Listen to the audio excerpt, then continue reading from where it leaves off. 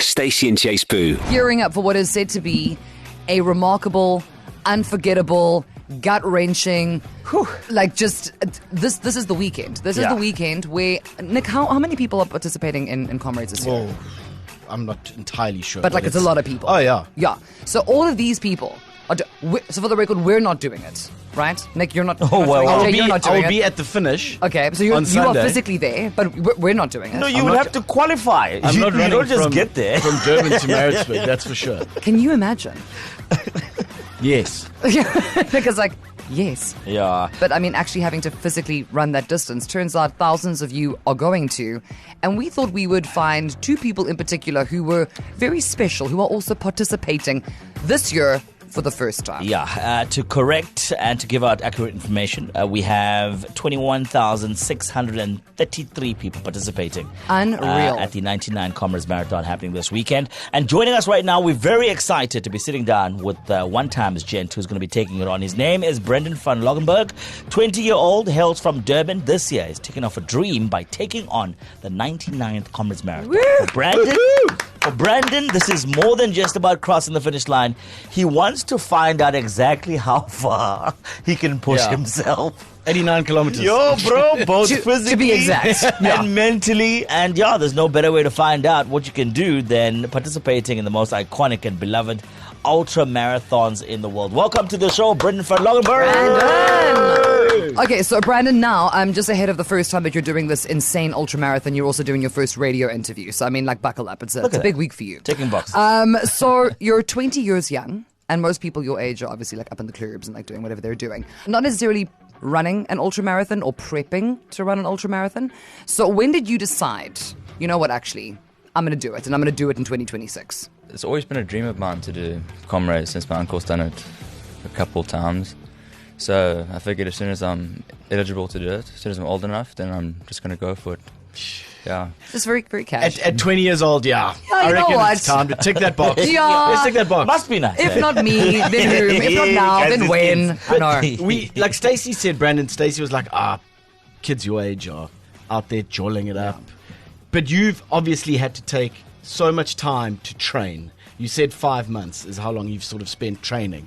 How has that journey been, preparing for what is the ultimate human race? It's been a long journey, very tough journey, but also quite rewarding thinking about it back now.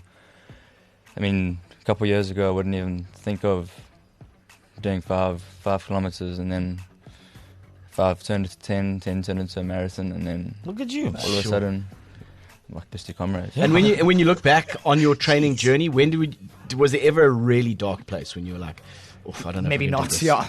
There was a couple times when I was on the promenade doing a long run, about 25k's into 35k run. Yeah. Then the heat would just be at its peak, and I just feel like I want to pass out. So I just lay there on the promenade, and everyone would think I'm crazy. But then I'd get back up and just go to the car. And that's what it is, right? Picking yourself back incredible. up and just Literally. trying again. Yeah.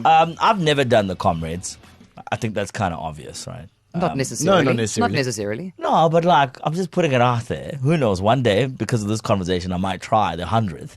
But my friends have told me that after 60 kilometers, right, your legs basically clock out. And then from there, your heart takes over. And then when the heart is done, basically, it's either debit orders that need to be giving you the boost to go ahead because it's time to cross that finish line. For you, what is that one thing that you reckon when it starts getting difficult is going to be pushing you through to the finish line? I think that feeling of, I don't know what it is about running, but I just love the pain.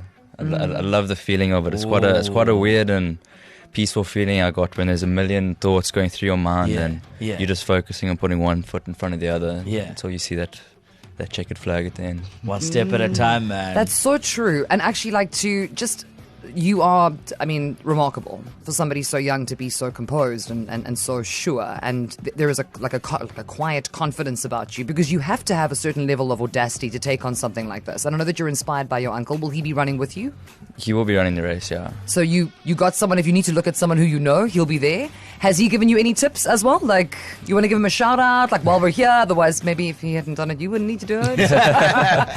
He's definitely helped me a lot. He's given me a lot of tips, and also my friend Hamza has also been there a couple of days I didn't feel like going running, he'd just send me a message and be like, yeah, let's just go do it. Yeah.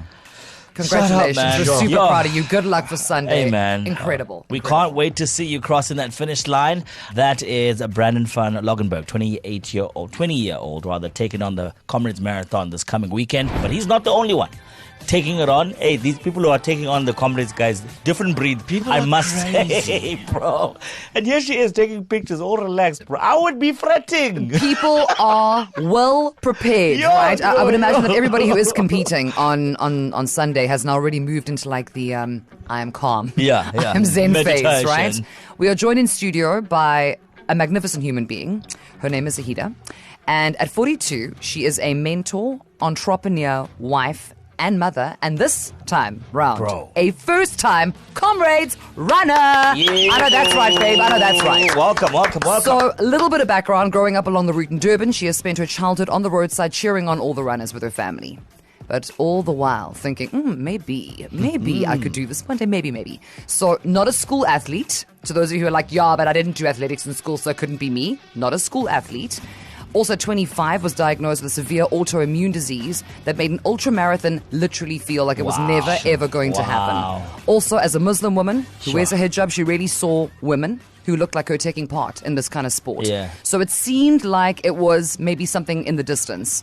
However, now it is 2026. She is here in the studio. And for Zaahida, this is like...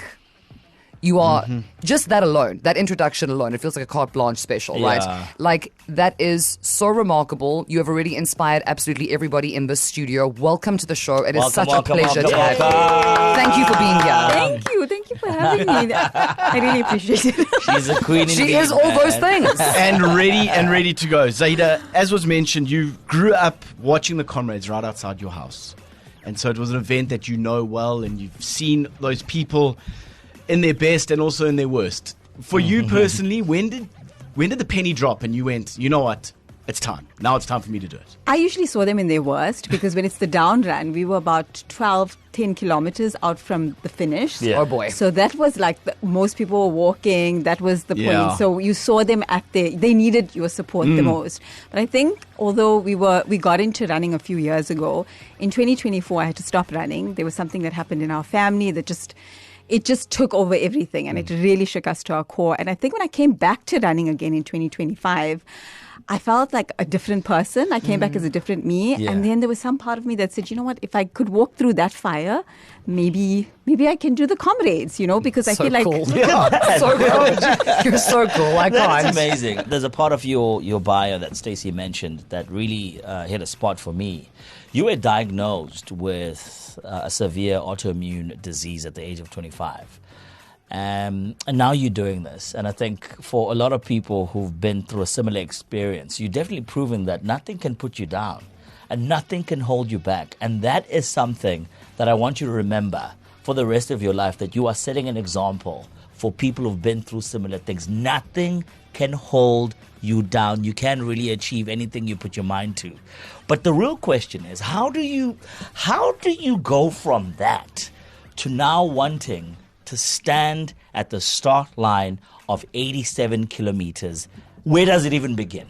Okay, first, I didn't expect to cry here, but thank you. I'm also feeling it on the side of the room. my Like goodness. but there's something magical happening in the studio right now. Like you can feel it, right?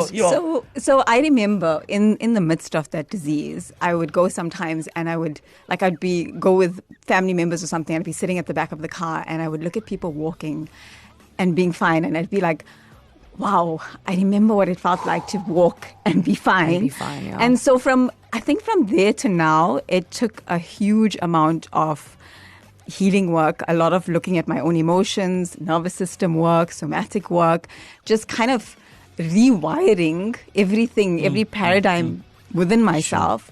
And that's actually brought me to that, because that work, I think that allows you to then go on and do things that you think are completely out of your reach. Unbelievable. So So inspiring. You are an inspiration. I Oh my just- goodness.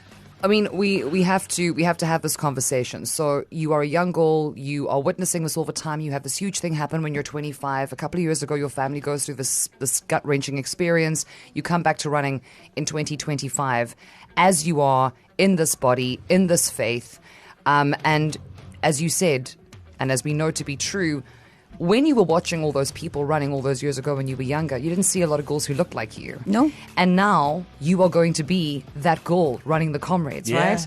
So what do you hope for? Like that maybe there's 1, 2, 3 little girls who see someone who looks like them and goes, I can do this, man.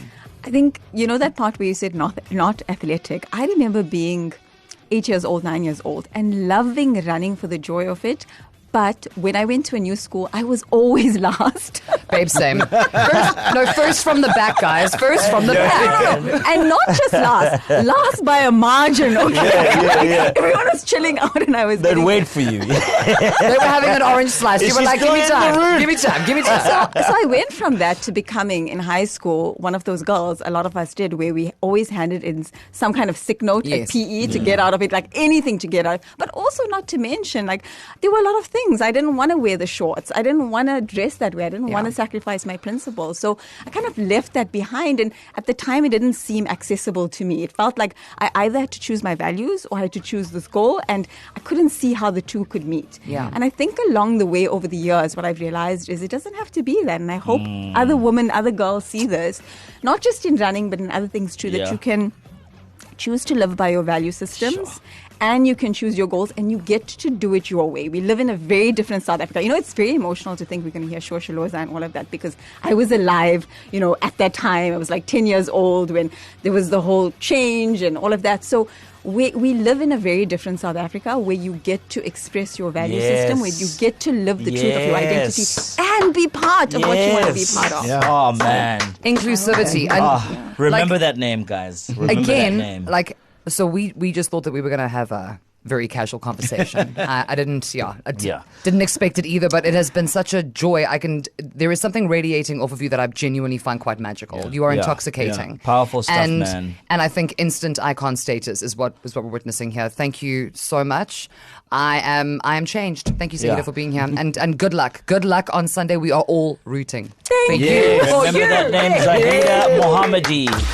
Shout out to you for choosing Stacey and J Sbu, the duo that make afternoons better on East Coast Radio.